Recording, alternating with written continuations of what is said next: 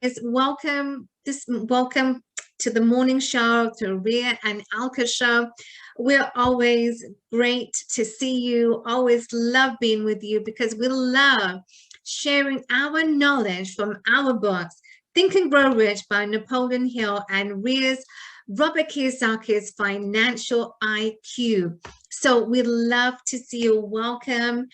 And my name is 𝗥𝗵𝗿. My name is 𝗦𝗵𝗿, and welcome to our show.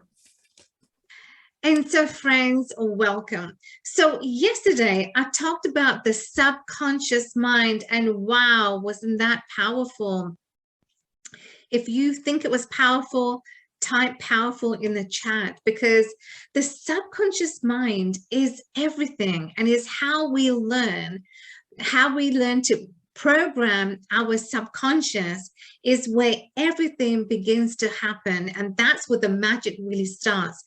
Once you learn to program your subconscious, and we talked about this, whether it's through affirmations, auto-suggestions, when you write your goals, you need to rewrite your goals. So that is already the memory that is already honed in. So the more you write your goals, whether it's on pen, whether it's on a notepad, that is where the magic starts to happen. And sometimes, you know, we might say that we need to write our goals, why not on the phone? Well, the phone does not have that energy, the power, as the notepad does, you know, with pen and paper, because you're putting down your thoughts onto the paper. It's not the same energy as if you were to write your goals on a phone.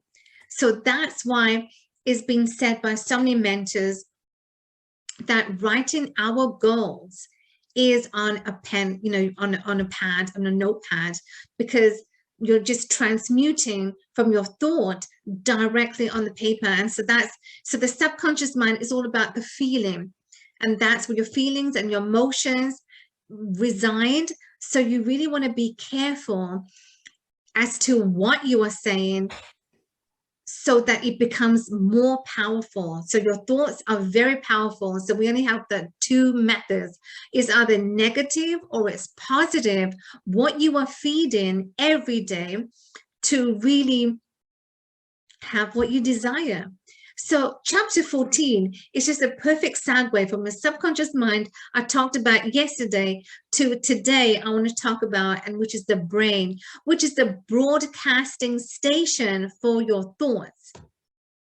So that is so powerful, and that's why I love this chapter, is because it's the broadcasting station, whereas your subconscious is the connecting link from your conscious to your subconscious mind. And so your subconscious mind is where every magic starts to happen, because your subconscious hears you, feels you, and it sees you. So that is so powerful right there. It sees you, it feels you, and it hears you. So whatever you are saying, so I like to, you know, before I, you know, turn for the night, I like to say affirmations, and I put on really beautiful soft music that I am saying affirmations. And you can even find, you know, guided meditations if that is your choice. You can find guided meditations on YouTube. You know, there's so many great music choice. So I love to listen to guided meditation. So that really relaxes me, meditation, but also affirmations. So the broadcasting station, so if you think of your brain, 𝗦𝗵𝗿, you can also jump in on this as well, since being a physician. So the brain is the most powerful tool that we have, and we learn to use the brain in the right way. You know, so the broadcasting is the energy, it's the vibrations that are sent out. So every day, the thoughts that we are putting into our mind is powerful, because it's what you put in is what you will get out. And so your brain, if you think about what you are feeding and what you are putting in every day, is going to get back. It's going to give back to you out. What you put in is going to give out that same energy back to you. So Ria, any thoughts? You also want to chime in on this about the brain? It's very powerful.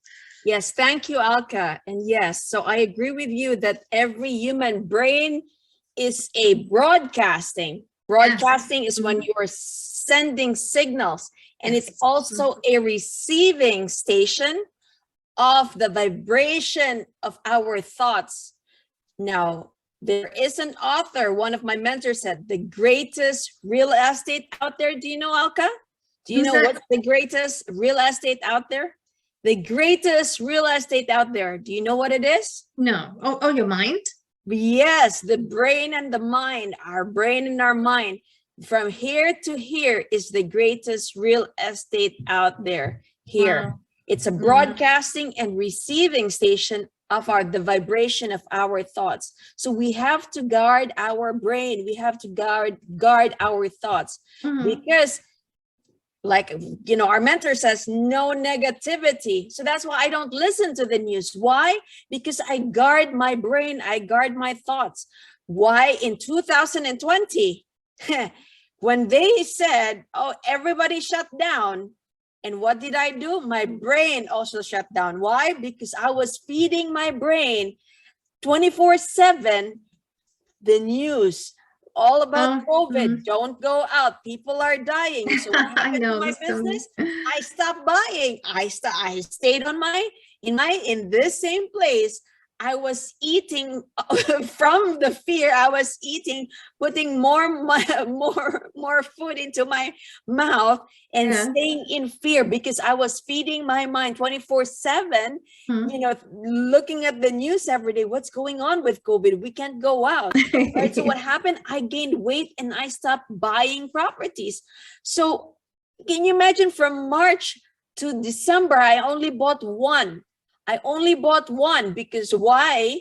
I stopped buying more properties because of the fear. So you have to safeguard your important real estate, which is just right here. So no negativity, guys, no negativity. Exactly, negativity, no negativity. Just like you, Ria, I absolutely, you know, and I know for most of us, you know, we like to be in touch with the news. We like to be in touch as to what's going on. But if we are choosing now to really improve our lives, and Ria and I want to implore the knowledge on you so that you change your life today to how you see your life in the next 5-10 years. And it's going to be drastic once you really learn to implement your subconscious, and once you learn to implement the brain, the mind, as we just mentioned, your mind is most powerful. And so Ria, just like you know, 2020 COVID, and I did not want to listen at all because I knew what was going on. And that doesn't mean that we need to switch on the news every couple of hours. Oh my, let me see any changes. Let me see what's the government going to say. Well, nothing was going to happen because it was COVID. So the COVID just started. So the essence of what we are sharing is that your mind is a broadcasting station that is a receiving knowledge, but it also gives out the knowledge to the outside world as to what you are putting out there in your mind. So your mind is very sacred. Your brain is the most powerful machine that we have. It operates, it does not sleep. It's operating continuously and 24/7. It's there. And the subconscious mind also is, like I said, is the connecting link from your thoughts to your feelings and your emotions. So it does not sleep. Is there with you. And that's why it's so powerful. Once we'll learn to how we can program and how we can truly live the way we desire. So once we learn how to really implement on these tools, which is the brain and the mind, that connect together with our thoughts and feelings, of course, and your emotions, because your emotions too is everything. So whether you are, you are sad, you are, you're elated, you feel joyous, you're happy, these are all the emotions that, you and I go through. And it's up to us to really learn how we can program our mind, how we can be on that status quo, so we don't go. It's almost like a thermostat. If we look at it, it's like a thermostat, right, Ria? Your brain is like a thermostat. So your emotions is like a thermostat.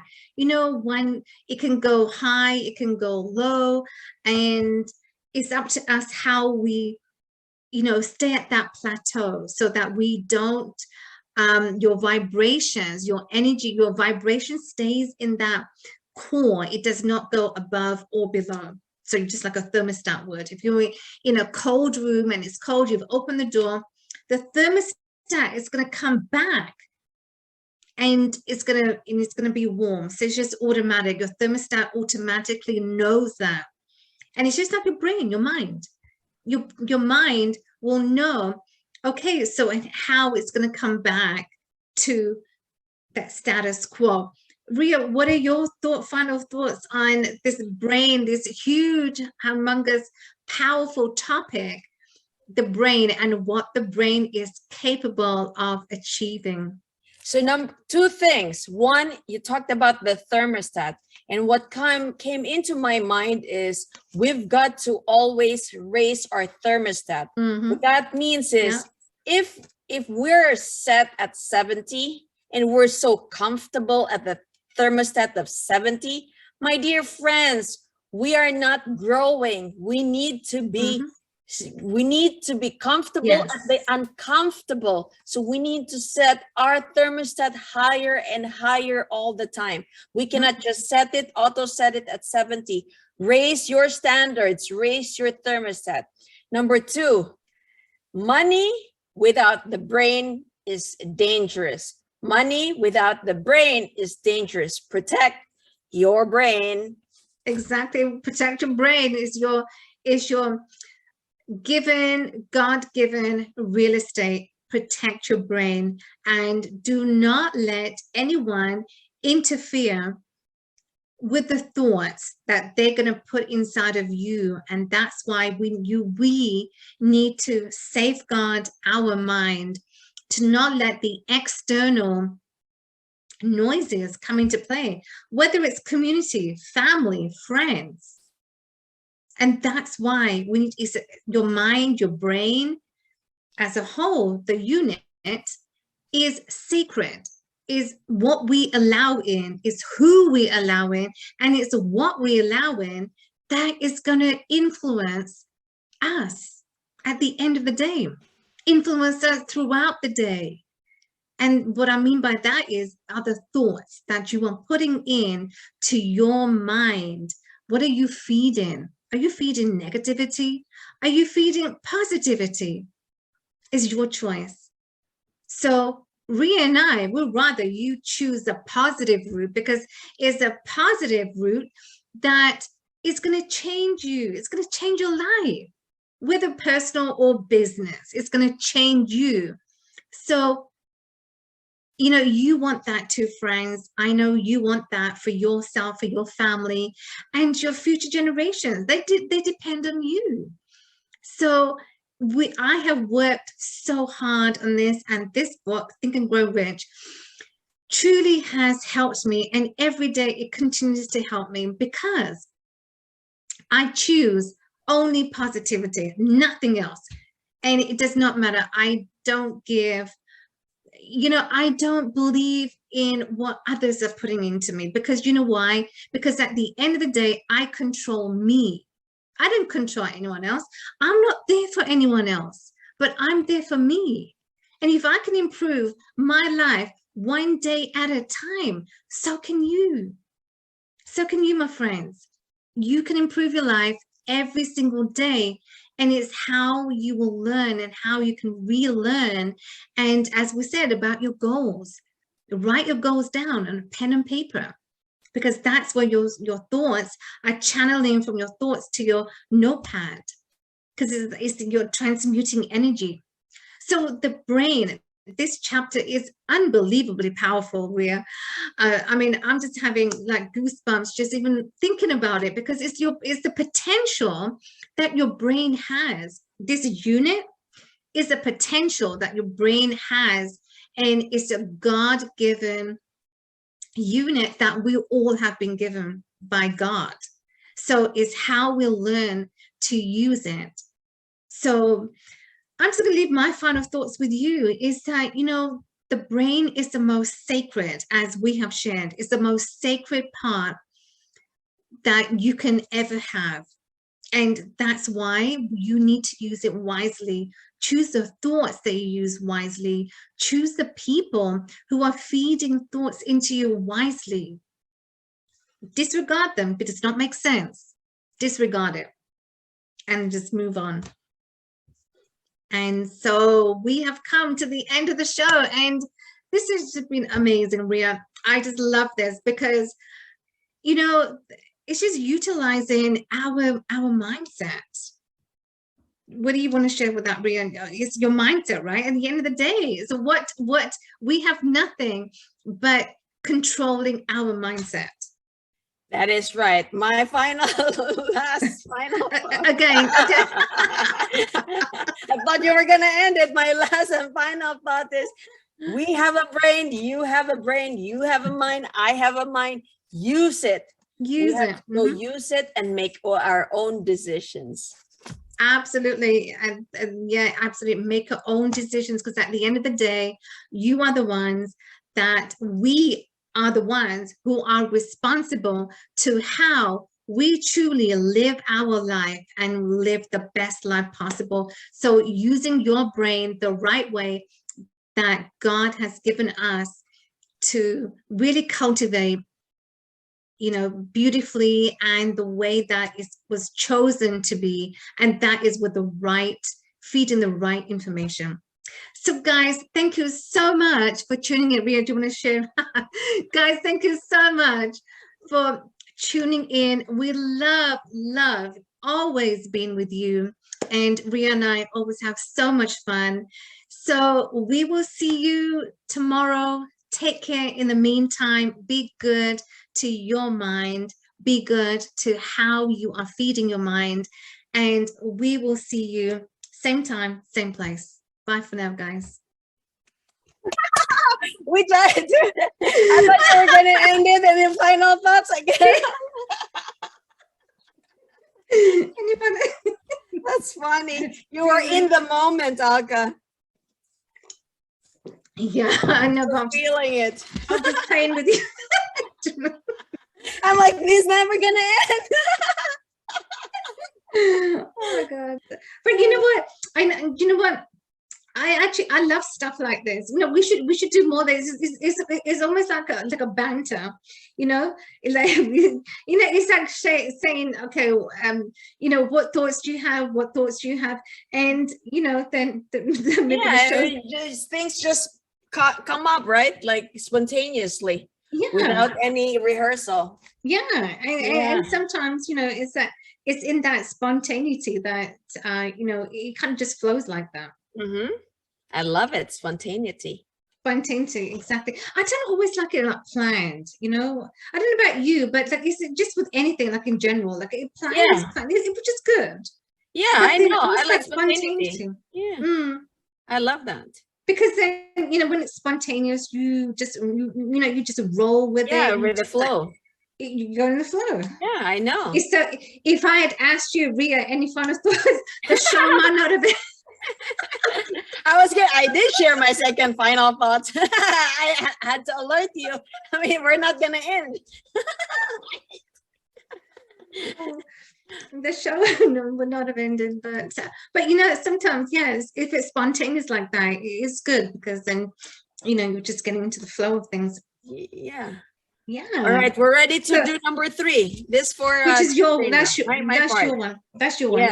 Yes. So budgeting the money now. Budgeting money. Okay, perfect.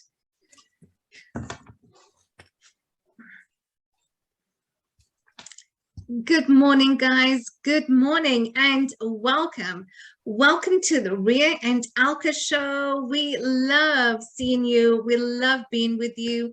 And we love imploring our knowledge on you from our books. From Robert Kiyosaki, Financial IQ, and my book, Think and Grow Rich by Napoleon Hill. So, you know, these last 2 weeks, we have been talking about money, mindset, and success. What do you think about money? Do you feel calm, joyous? Do you feel exhilarated? Do you feel elated that you want money to just keep pouring on you?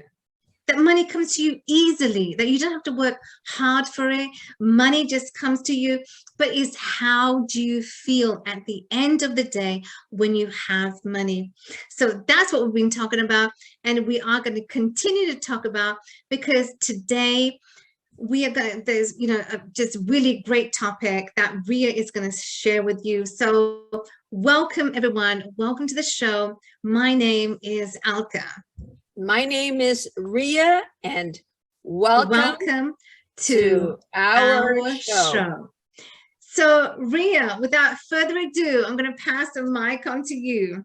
All right, thank you, 𝗥𝗵𝗿. So today we're going to talk about Increase Our Financial IQ by Robert Kiyosaki.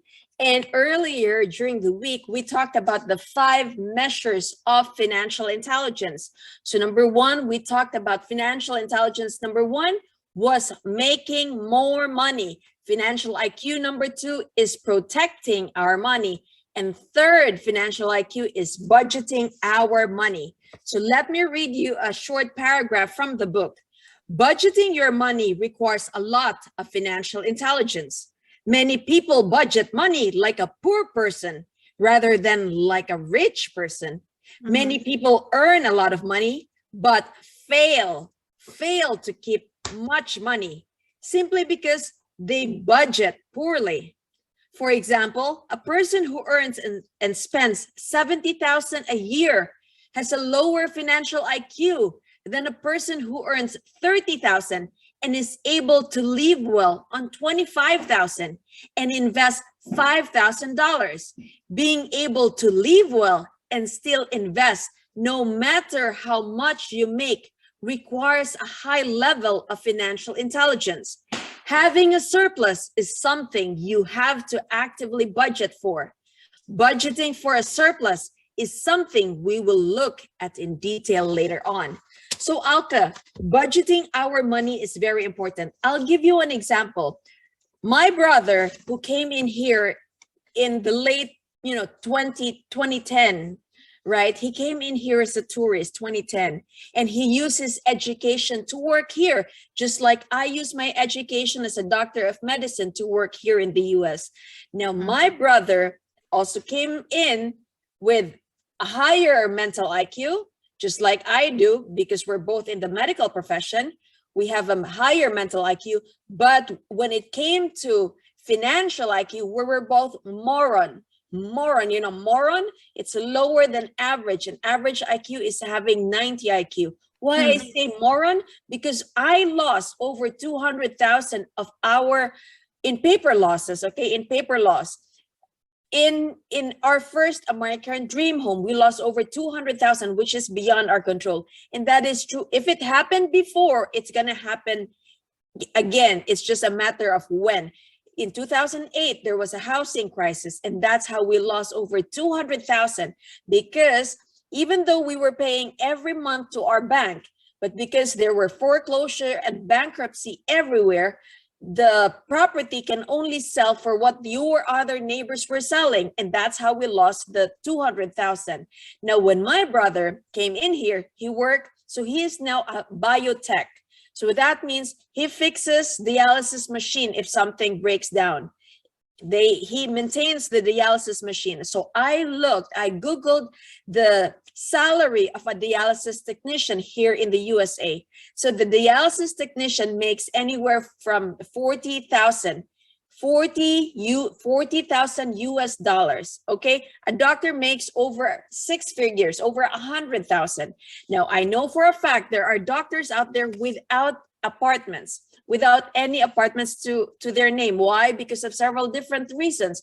They use their money, they live, you know, they high earners, they pay high taxes, and they buy big houses, you know, they live in luxury. So then at the end of the day, there's only few left, right, for emergency funds. So now going to contrast it with my brother, who's a dialysis technician, he earns 40,000. According to Google, he earns 40,000. Now today, my brother is about to close on 3 more units, totaling to 17 apartment units in just 3 years. So how did my brother coming in here with a lower financial IQ, just like I did, right, earning 40,000, and yet able to invest his money to buy apartments? And just like this book, who is much better, a person who earns 70,000 and yet spends 70,000, or a person who earns 30,000 is able to live well on 25,000 and invest the 5,000? So I look at that example number 2 as my brother, who earns not 30,000 but 40,000 and spends the 25,000 on things for his daily living, and spend that 5,000 on buying apartments. Yes, you buy an apartment, but you also need your own personal development, and you need to have mentors. So my brother is able to scale it to 17 units right now because I guided him. He was my student, my mentee in 3 years ago. So that was 2018. So can you imagine the power of mentors? Mentors shorten our success. So now going back to the book, budgeting our money. So it doesn't mean that if you are earning high income, it doesn't mean that you will have more income. It's not about what you earn, it's what you keep at the end of the day, and how you use it, how you deploy that money you keep at the end of the day. So the investment, how do we invest our money? Any opinions that you can share with us, 𝗥𝗵𝗿? Absolutely. Well, it comes down to not what, but it's the how. And it's the how that's always the key. Because when I purchased my first investment, when I decided to make my first investment, I had my 9 to 5. And although I was dissatisfied in my job, but yet I knew how I wanted my life to look like. I knew how I was going to feel once I reached to that point. So it's not in the what, but it's in the how. Are we going to change our lives? And that is also changing our lives is learning about money, learning finance is what we've been talking about in the last few shows, is about financial education, and budgeting is also a key factor that how do you budget your household? I mean, home economics, financial education has not been taught in schools, like especially in my time, it was not part of the curriculum. And so when it's not part of the curriculum, and now you come to face, even some adults, even in their 40s and 50s, are not well equipped to running the household. Running the household, there is budgeting, whether it's groceries, you know, telephone bills, car loans, everything is budget. What do you allocate your money, your expenses to, so that you don't overspend? Because it's in the overspending sometimes, you know, we get so much in trouble. Like, you know, kids who graduate college, the credit card companies go after you and they give you a credit card, and now kids are saying they will overspend, they will spend on the credit card, but the question is, how would they pay off the credit card? So Ria, I think, you know, a financial education is so important that it needs to be taught in schools, but also, you know, we need to learn about budgeting, because that is where that is where people do end in trouble, if you're not able to budget and allocate your money, allocate your expenses to things. And if you overspend, then what are you left with at the end of the day? That's right. And I do agree, 𝗥𝗵𝗿. Growing up, I didn't learn anything about financial education. And that's why when I came here, my financial IQ was low, very low. So until I learned about personal development and I invested in myself, I invested in mentors. So my point is that budget our money, have a surplus where you actively budget it for. Pay yourself first. It's very important that you pay your taxes, but you pay yourself first. You have an emergency fund. You have a fund for investment. And you have a fund for your daily activities. Set it aside, stack it. Remember, we can only lower our expenses that much, but we can increase our income as high as the sky. Exactly. It's infinite. That's right. Raising our income is infinite.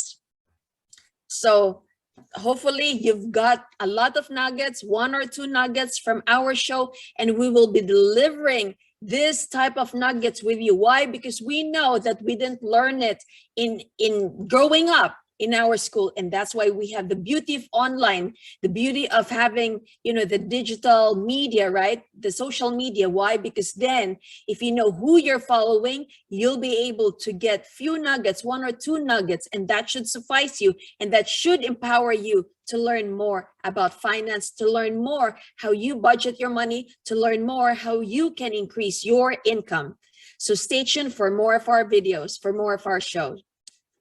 Exactly. You know, increasing your income has got to be the key, but increasing your income, you need to be smart about how you're going about increasing your income, because that is the key.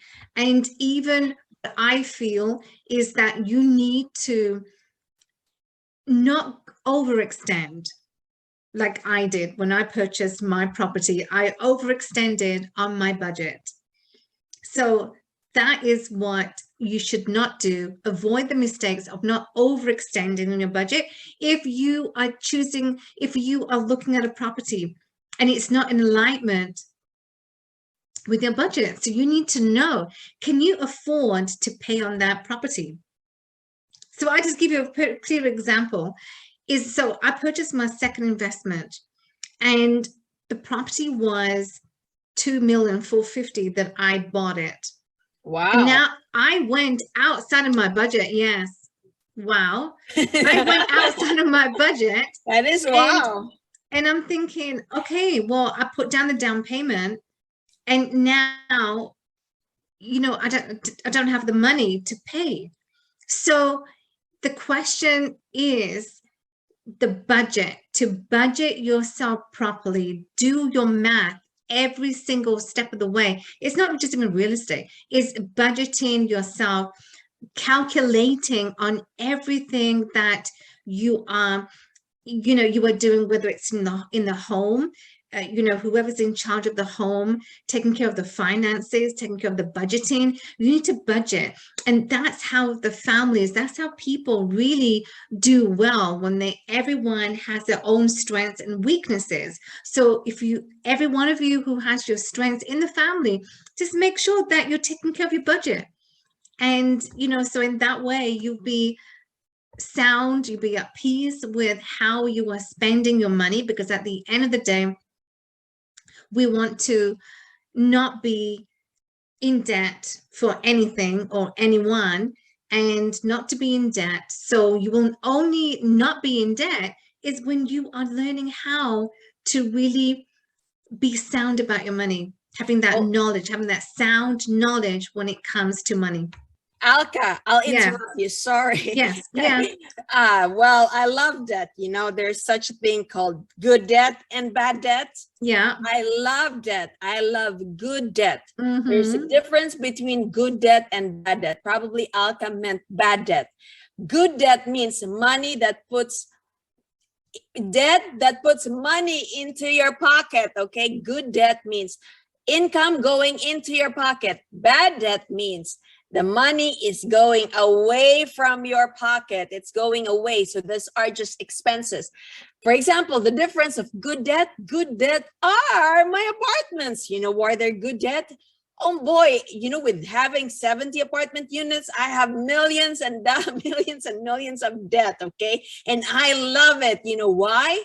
Because my tenants help me pay for my apartment units. And over time, those property values will go up as long as I have the number of units and I can withstand the weather, the good, the bad, the good economy, the bad economy, then I know that money I will never ever lose. And also, bad debt. Bad debt is like our single family homes, the primary residence we live in. Yes, it can be a bad debt, it can be a good debt, but majority of our times, because we do not have a lot of money, are single family homes. And I know you guys will say, it's so Rhea, I don't believe in Rhea, I'm not gonna listen to you. That's okay. It's okay if you don't listen to me too. But what I'm saying, once you reach my position, you will understand why our primary residence is a bad debt. Why? Because it takes money out of your pocket. We pay for electric, we pay for gas, we pay for garbage, we pay for taxes, we pay for the repairs, we pay for the maintenance. We ourselves are paying for our property's expenses and mortgages. Whereas if we have apartments, the tenants pay everything. And after you subtract all the expenses to pay for those expenses, the taxes, the mortgage, you have a cash flow. Cash flow, okay, you know what cash flow is? It's income minus expense, minus your debt. That's your cash flow. So that cash flow goes into your pocket to make more money. So that's the difference between good debt and bad debt. And absolutely. So you know what? Your tenants, they pay down your mortgage. They pay down your mortgage. So the more cash flow you have, that you're going to be in a better position. So cash flow is king. Cash flow is what we want. So you need to have a lot of drips coming in that is going to make sure that you and your family are safe. You know, your lifestyle, your choice of living becomes so much better because now you have learned how you are budgeting your lifestyle. Because at the end of the day, Rhea, it's all about your lifestyle and how you are choosing to live. As we talked about in the earlier show, Warren Buffett is a billionaire, as we know, but he is living in a modest home. He is not living in a luxury home.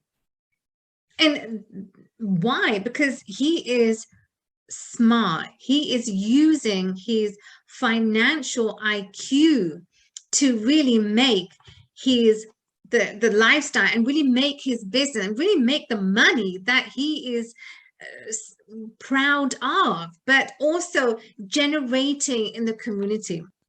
Hey, Alka, yes. Warren Buffett has a plane, a big plane. He does? Okay, he so has he has a plane, but he has a modest home. Yes.